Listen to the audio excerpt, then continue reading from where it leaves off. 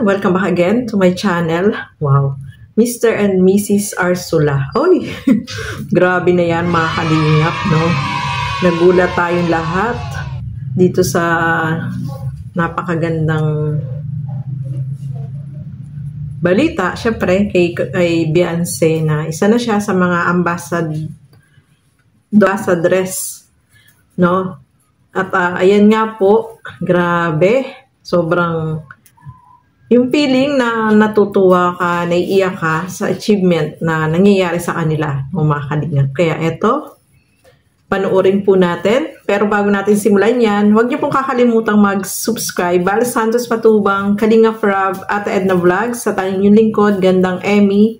Sa mga hindi pa po nakapag-subscribe, please subscribe and please hit the notification bell para lagi po kayong updated sa aking mga ina-upload na mga reaction video. So, eto, grabe. Sobrang masaya po tayo habang pinapanood po ang video na ito. Tara, panoorin po natin, mga kalingap.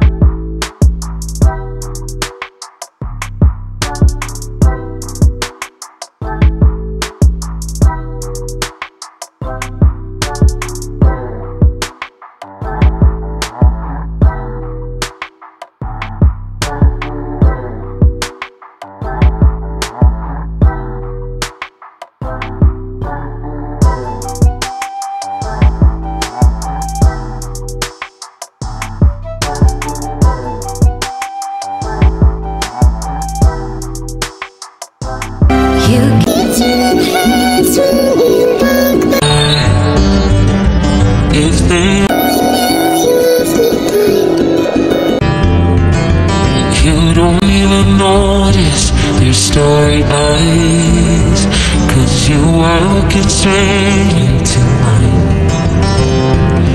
Yeah, you could have anyone you want, but I'm the one who gets to take you home. It's the way that you love me in the morning.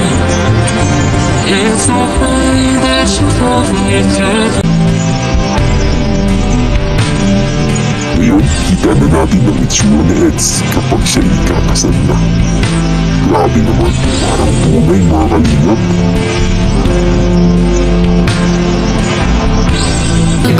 Stop there. If they only knew you left me Tapos, side ka ng katawan mo. Pose. You don't even notice your starry eyes, 'cause you are looking straight. Ay, grabe. Sobrang ganda ni Beyonce, mga kalingap. I'm sure, proud na proud sa'yo ang parents mo. Lalo na si mama mo. I'm the one on my finger tells me I'm the Malaki.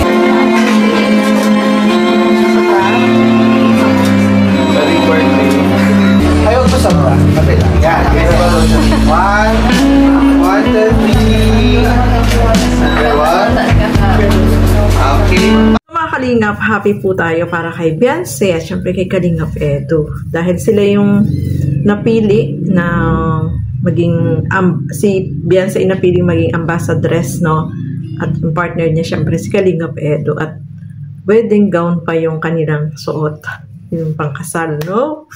Ang nakakatuwa dito, kaya sila yung napili dahil yung mama nung pinakang may-ari nung ano na yan is talagang sinusubaybayan itong Etsy, mga kalingap. Kaya yun ang ni-request ng mama nung may-ari. Uy, nakakatuwa, no? Talagang ang Etsy ay nako, sobrang marami yung nagmamahal at tumatangkilik sa kanilang tambalan. Nakakatuwa, no?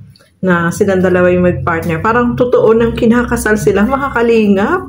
Sobrang ansaya ko ng pakiramdam. Ganun pala pag kinasal sila kasi yung suot nila, napakaganda ni Beyonce, no? Sobrang ganda din ng damit at bagay na bagay sa kanya. Elegante pong tingnan yung damit ni Beyonce.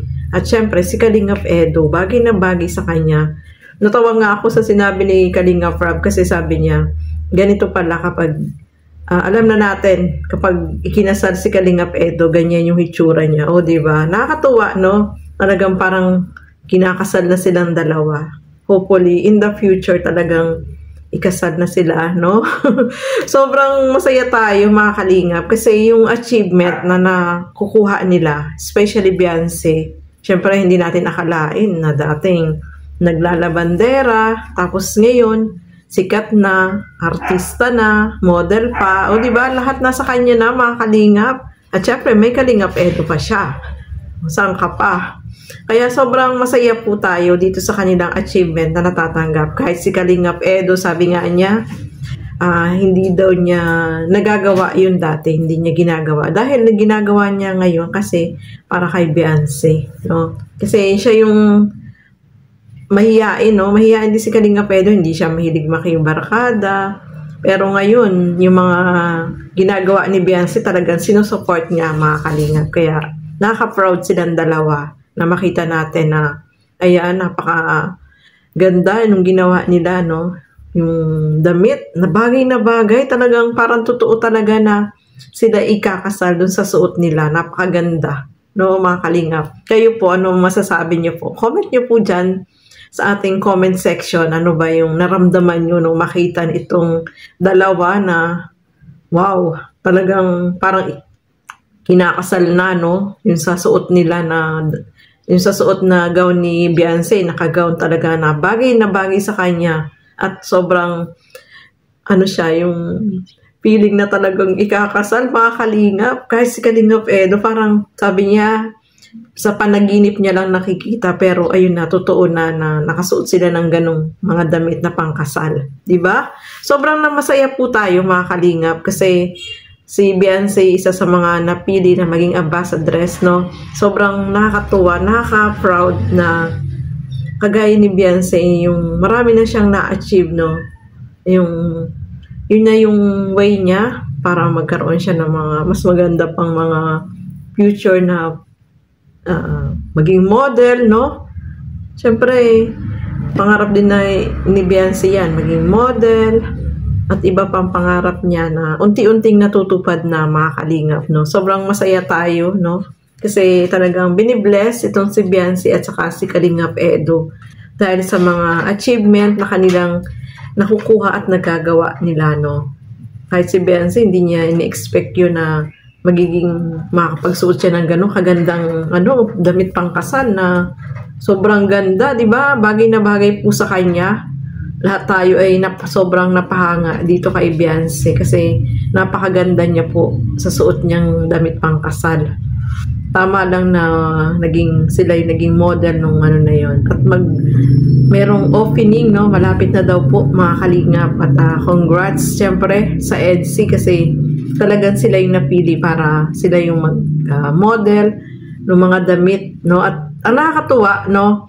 Meron silang free lifetime na pwede silang, pag may mga okasyon, pwede silang doon, yung mga gown ay pwede nilang isuot, no? Free lang na masusuot nila. So, grabe, masaya po tayo para sa kanilang dalawa, no, mga kalingap. At yung mga pangarap nila na hindi nila ini-expect ay unti-unting natutupad po. Especially dito kay Beyonce, mga kalingap, na talagang sobra-sobra yung blessing, no? Kahit siya, hindi rin siya makapaniwala na makapagsuot siya ng ganun kaganda, no? Lahat tayo ay sobrang masaya dito sa kanilang dalawa na nagkaroon sila ng tambalan na EDSI, mga kalingap. So, happy for you. Ay, naku, sobrang masaya po talaga. Sana in the future ay yung true, wedding na talaga, no, mga kalingap. So, ayan, masaya po tayo para kay Beyonce at kay Edo, mga kalingap. So, hanggang dito na lamang po muna. Maraming salamat po sa inyong panonood at pagsuporta sa EDSI, mga kalingap. So, hanggang dito na lamang po muna. Keep safe, everyone. Thank you for watching. Mabuhay po tayong lahat. Bye-bye!